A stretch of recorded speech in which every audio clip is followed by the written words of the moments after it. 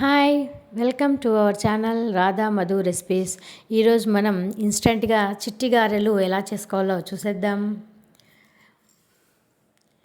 దీనికి కావలసినవి 1 కప్పు బొంబాయి రవ్వ, అదే అండి మన తెల్ల ఉప్మా రవ్వ. దీనికి 1.5 కప్పు నీళ్ళు. ముందుగా ఒక బౌల్ తీసుకొని అందులో 1.5 కప్పు నీళ్లు వేసుకోవాలి. ఇప్పుడు ఆ నీళ్ళు మరిగించుకొని అందులో తగినంత ఉప్పు, కొద్దిగా నూనె వేస్తే రవ్వ ఉండగట్టకుండా ఉంటుంది. మీరు కావాలంటే నెయ్యి కూడా వేసుకోవచ్చు. కొద్దిగా జీలకర్ర వేసుకొని ఇప్పుడు వాటర్ బాయిల్ అవ్వడం స్టార్ట్ అయ్యాక మనము 1 కప్పు రవ్వను వేసుకుందాం. రవ్వను వేసేటప్పుడు కలుపుతూ వేసుకోవాలి, లేకపోతే ఉండగట్టేస్తుంది. ఇలా కలుపుతూ ఉండాలి. కలుపుతూ అడుగంటకుండా చూసుకోవాలి, లేకపోతే కింద మాడిపోతుంది. చూడండి, వెంటనే దగ్గరకు వచ్చేసింది. ఇలా దగ్గరకు వచ్చేంత వరకు మనము స్పూన్తో ఇలా కలుపుతూ ఉండాలి. ఇలా బాగా దగ్గర పడ్డాక మనం స్టవ్ ఆఫ్ చేసుకొని దీన్ని పక్కన పెట్టుకొని చల్లారనివ్వాలి.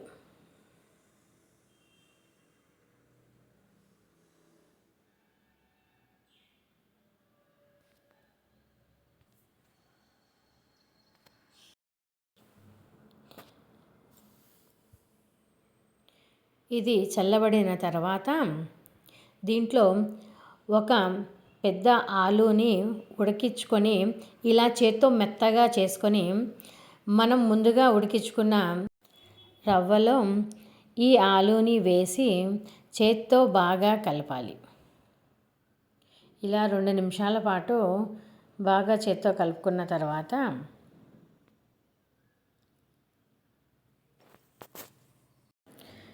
ఇలా బాగా కలుపుకున్న తర్వాత ముందుగా చేతికి కొద్దిగా ఆయిల్ అప్లై చేసుకొని ముందుగా చేసి పెట్టుకున్న ఈ మిశ్రమాన్ని కొద్దిగా తీసుకొని ఇలా ఉండలు కట్టుకొని చేతి మీద ఇలా మనం వడల్ని రెడీ చేసుకుందాం.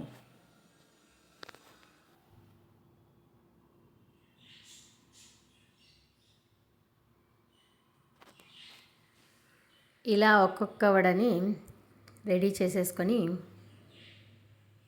పక్కన పెట్టేసుకుందాం.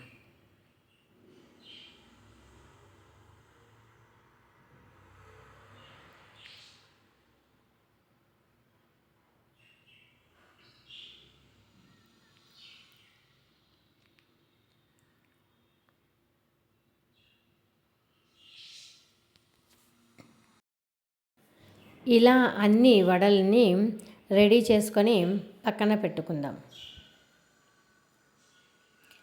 ఇప్పుడు ఒక కడాయి తీసుకొని అందులో నూనె వేసి స్టవ్ ఆన్ చేసుకొని నూనె వేడెక్కిన తర్వాత ఇప్పుడు వడలని నూనెలో కాల్చుకుందాం.